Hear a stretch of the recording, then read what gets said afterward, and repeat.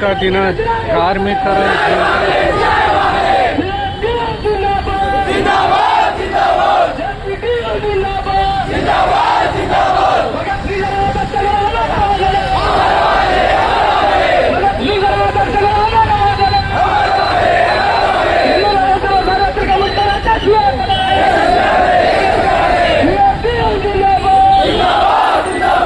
ದಾವಸ್ಪೇಟೆ ಬಳಿ ಇದೆ.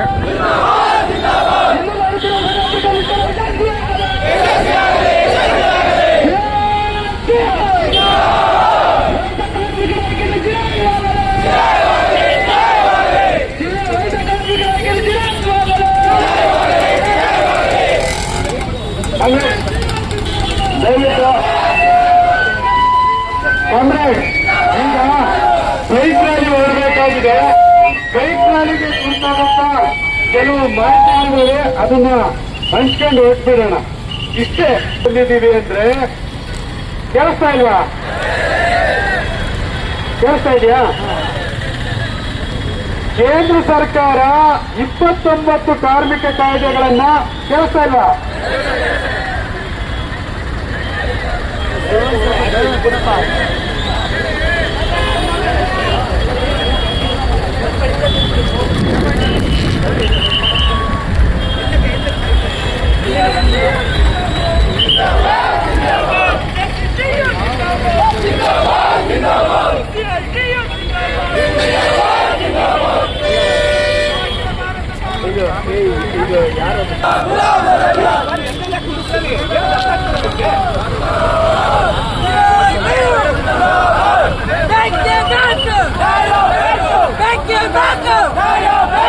ಎಲ್ಲಿವರೆಗೂ ಹೋರಾಟ,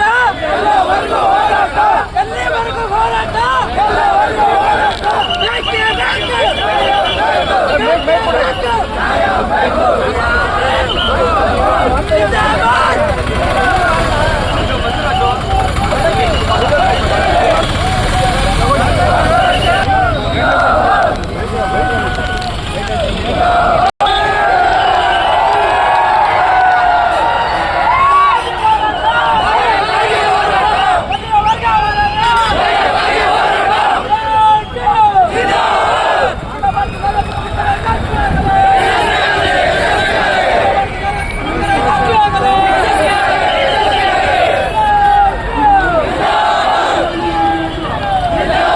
ಕಾರ್ಮಿಕರ 29 ಏನು ಇದೆಯೋ ಅದು ಕಾರ್ಮಿಕರ ಇದು ಪ್ರತಿಭಟನೆ ಮಾಡ್ತಾರೆ.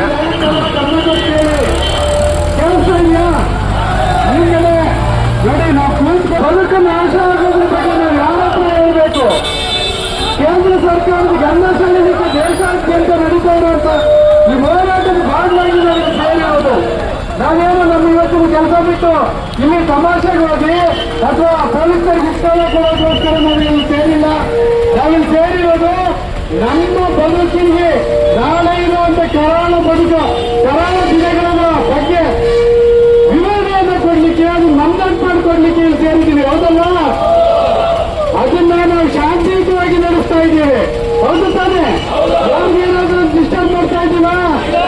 ಯಾರು ಯಾವುದೇ ಗಡ್ರಾದ್ರೂ ಡಿಸ್ಟರ್ಬ್ ಮಾಡುವಂತ ಉದ್ದೇಶ ನಮಗಿಲ್ಲ. ಆದರೆ ಕೇಂದ್ರ ಮತ್ತು ರಾಜ್ಯ ಸರ್ಕಾರಗಳು ಏನು ನಮ್ಮ ವಿರುದ್ಧ ಇವತ್ತು ಕಾಯ್ದೆ ತಂದು ನಮ್ಮ ಬದುಕಿನ ಮೇಲೆ ಚಪ್ಪಲಿ ಹೇಳಲಿಕ್ಕೆ ಹೊರಟಿದ್ದಾರೋ ಅದನ್ನು ನಾವು ಸಹಿಸಲಿಕ್ಕಾಗಲ್ಲ. ಇದಕ್ಕೆ ನಮಗೆ ಸಾರ್ವಜನಿಕರ ಬೆಂಬಲ ಮತ್ತೆ ಅವರ ನಮ್ಮ ಜೊತೆ ಬೇಕಾಗುತ್ತೆ. ಅದಕ್ಕೋಸ್ಕರ ಅವ್ರಿಗೆ ಈ ವಿಚಾರಗಳನ್ನು ಮಂಡಿಸ್ಲಿಕ್ಕೆ, ಮೂಡಿಸ್ಲಿಕ್ಕೆ, ಅವ್ರ ಗಮನ ಸೆಳೆಯಲಿಕ್ಕೆ ನಾವು ಸಾಕಷ್ಟು ಸರ್ಕಸ್ ಮಾಡ್ತಾ ಇದ್ದೀವಿ. ಅವರನ್ನು ಬಹುಪಾಲು 90% ಜನ ಅಂಗಡಿ ಮುಂಗಟ್ಟಿಗಳನ್ನು ತಾವಾಗಿಯೇ ಸ್ವಯಂಸ್ಫೂರ್ತಿಯಿಂದ ಮುಚ್ಚಿ ನಮಗೆ ಬೆಂಬಲವನ್ನು ಕೊಟ್ಟಿದ್ದಾರೆ. ಅವರೆಲ್ಲರಿಗೂ ಜೆಸಿಪಿ ವತಿಯಿಂದ ಹೃತ್ಪೂರ್ವಕ ಧನ್ಯವಾದಗಳನ್ನು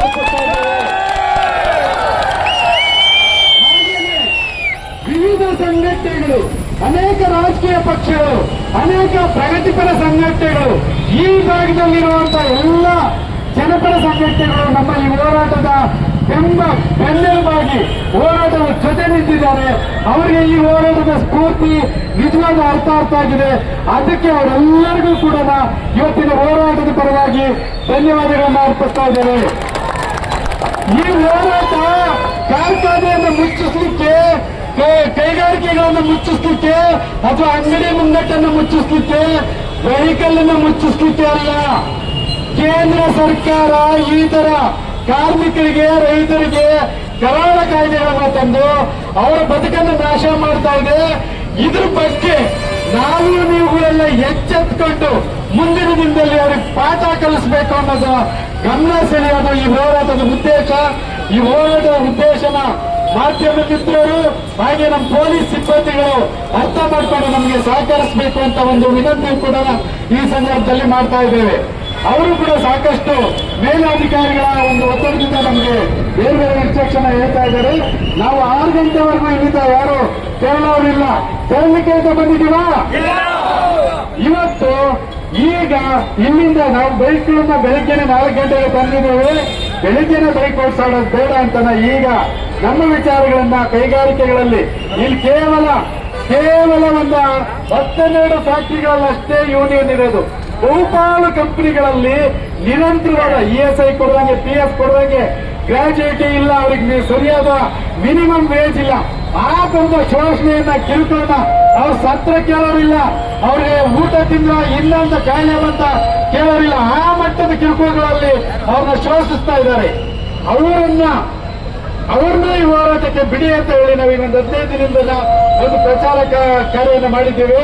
ಅಲ್ಲೂ ಕೂಡ ಹೋಗಿ ಈ ಕಾರ್ಖಾನೆಗಳನ್ನ ಮುಚ್ಚಿ ನಮ್ಗೆ ಈ ಹೋರಾಟಕ್ಕೆ ಬೆಂಬಲ ಕೊಡಿ ಅಂತ ಹೇಳಿ ಇಂಡಸ್ಟ್ರಿ ಇದರಲ್ಲಿ ನಾವು ಈ ಬೈಕ್ ಜಾಥಾನ ಮಾಡ್ತಾ ಇದ್ದೇವೆ. ಅದಕ್ಕೋಸ್ಕರ ಈ ಬೈಕ್ ಜಾಥಾ ಕೂಡ ಸಂವಿಧಾನದ ಅಡಿನಲ್ಲಿ, ಸಂವಿಧಾನದ ಮೌಲ್ಯಗಳ ಅಡಿಯಲ್ಲಿ ಶಾಂತಿಯುತವಾಗಿ ನಡೆಯುತ್ತೆ. ಯಾವುದೇ ತರನಾದಂತಹ ಉದ್ದಟತನ, ಉಪ್ಪಟಳ ಅಥವಾ ಯಾವುದೇ ತರದಾದಂತಹ ನಮ್ಗೆ ಯಾರ ಬಗ್ಗೆನೂ ಆಕ್ರೋಶ ಇಲ್ಲ. ಇಲ್ಲಿಯ ಕೈಗಾರಿಕಾ ಮಾಲೀಕರ ಮೇಲೆ ನಮ್ಗೆ ಆಕ್ರೋಶ ಇಲ್ಲ. ನಮ್ಮ ಆಕ್ರೋಶ ಇರೋದು ಈಗ ಬಂದಿರುವಂತ ಸಂಹಿತೆಗಳಲ್ಲಿರುವಂತ ಕರಾಳ ಕ್ರೌರ್ಯ ನಿಯಮಗಳಲ್ಲಿ. ಅವರು ನಮ್ಮ ಕಾಯಿಂ ಕೆಲಸನ ಕಿತ್ತಾಕ್ತಾ ಇದ್ದಾರೆ. ನಾವು ಸಂಘ ಮಾಡೋ ಹಕ್ಕನ್ನ ಕಿತ್ತಾಕ್ತಾ ಇದ್ದಾರೆ. ಮತ್ತೆ ನಮ್ಗೆ ಇರುವಂತ ಮಿನಿಮಮ್ ವೇಜಸ್ ನ ಹಕ್ಕನ್ನ ಕಿತ್ತಾಕ್ತಾ ಇದ್ದಾರೆ.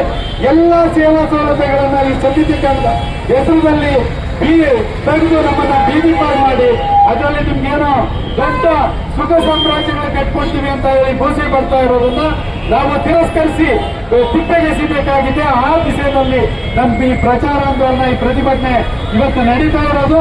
ಅದನ್ನ ಎಲ್ಲರೂ ತಿಳ್ಕೊಂಡು ಎಲ್ಲರೂ ಸಾವಧಾನದಿಂದ ಫಸ್ಟ್ ನಮ್ಮ ಈ ಆಟೋ ಹೋಗುತ್ತೆ. ಆಟೋ ಹಿಂದೆ ಬೈಕ್ಗಳನ್ನ ಒಂದು ಶಿಸ್ತಿನಿಂದ ಎಲ್ಲರೂ ಲೈನ್ ಮಾಡಿಕೊಂಡು ನಿಧಾನಕ್ಕೆ ಬರಬೇಕು. ಯಾರು ಅವಸರ ಮಾಡಬಾರ್ದು. ನಾವು ಈಗಾಗಲೇ ಹೇಳಿದಂಗೆ ಇವತ್ತಿನ ಈ ಹೋರಾಟದಿಂದ ಈ ಸರ್ಕಾರ ಕಣ್ಣು ತೆರೆಸಬಹುದೇ ಮಾಡ್ತದೆ.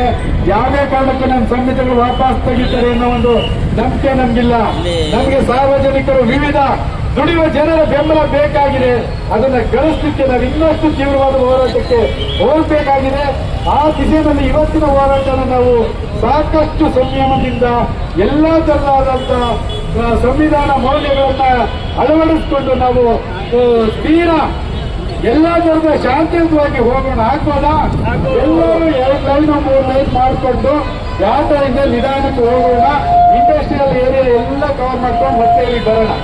ಬೈಕ್ ಇಲ್ಲದೆ ಇರೋರು ಅವ್ರಿಗೆ ಇಲ್ಲಿ ಯಾರಾದ್ರೂ ಮಾನಿಟರ್ ಮಾಡ್ತೀವಿ ನಾವು ಲೀಡರ್ಸು, ಅಲ್ಲಿವರೆಗೂ ಸ್ಲೋಗನ್ ಶೌಟ್ ಮಾಡ್ಕೊಂಡು ಇಲ್ಲೇ ಇರಬೇಕು. ಯಾರು ಇವತ್ತು 6 ಗಂಟೆವರೆಗೂ ಈ ಭಾಗದ ಕಾರ್ಮಿಕರು ಇಲ್ಲಿಂದ ಚಲಿಸಬಾರ್ದು. ಆಗ್ಬೋದಾ? ಇವತ್ತು ನಮ್ಮ ಬದುಕಿನ ಉಳಿವಿಗಾಗಿ 2 ಶಿಫ್ಟ್ ಅನ್ನು ನಮಗೋಸ್ಕರ ನಾವು ಮಾಡ್ಕೊಂತ ಇದ್ದೀವಿ. ಆಗ್ಬೋದಾ? ಬೆಳಿಗ್ಗೆ 3 ಗಂಟೆಯಿಂದ ಬಂದಿರೋರು ಇದ್ದೀರಾ, ರಾತ್ರಿ 6 ಗಂಟೆ, ಸಂಜೆ 6 ಗಂಟೆವರೆಗೂ ನಾವಿಲ್ಲೂ ಯಾರು ಚಲಿಸಲ್ಲ. ದಯವಿಟ್ಟು ಎಲ್ಲರೂ ಬೈಕಲ್ಲಿರೋರು ಇನ್ನಿಬ್ರು ಬೈಕನ್ನ ಎತ್ತಿ ಯಾವುದೇ ತರಹದ ಅಹಿತಕರ ಘಟನೆಗೆ ಆಸ್ಪದ ಕೊಡುವಂಗೆ ಶಾಂತಿಯಿಂದ, ಸೌಹಾರ್ದದಿಂದ, ಶಿಸ್ತಿನಿಂದ, ಗೌರವದಿಂದ ನಾವೇನೋ ಇನ್ಸ್ಟ್ರಕ್ಷನ್ ಫಾಲೋ ಮಾಡ್ಕೊಂಡು ಬರಬೇಕು. ಬೈಕ್ಗಳು ಇಲ್ಲದೆ ಇರೋರು ಇಲ್ಲೇನೆ ಇರಬೇಕು, ಅಷ್ಟೇ ಇಂತ ಚೆದರಬಾರ್ದು. ನಾವು ಬರೋದು 1:30-2 ಗಂಟೆ ಆಗ್ಬೋದು. ಅಲ್ಲಿವರೆಗೂ ನೀವು ಮಾತಾಡಿಕೊಂಡು ನಿಮ್ಮದೇ ಆದ ವಿಚಾರಗಳು ಹಂಚ್ಕೊಂಡು ಟೋಟಲ್ ಶೋಟ್ ಮಾಡಿಕೊಂಡು ಇರಬೇಕಾಗುತ್ತೆ. ಇರೋದು ಏನಾದ್ರು ಅವಸರಗಳಿದೆಯಾ? ಬೇರೆ ಬೇರೆ ಕೆಲಸ ಇದೆಯಾ? ನಮ್ಮ ಮೇಲೆ ಆಗಿರುವಂತ ಕ್ರೂರ ದಾಳಿನ ಹಿಮ್ಮೆಟ್ಟಿಸಲಿಕ್ಕೆ ನಾವು ಇನ್ನ ದೊಡ್ಡ ಪ್ರಮಾಣದಲ್ಲಿ ನಿಲ್ತೀವಿ ಅನ್ನೋದನ್ನ ಇವತ್ತು 6 ಗಂಟೆವರೆಗೂ ಇದ್ದು ತೋರಿಸ್ತೀವಿ. ಆಗ್ಬೋದಲ್ಲ?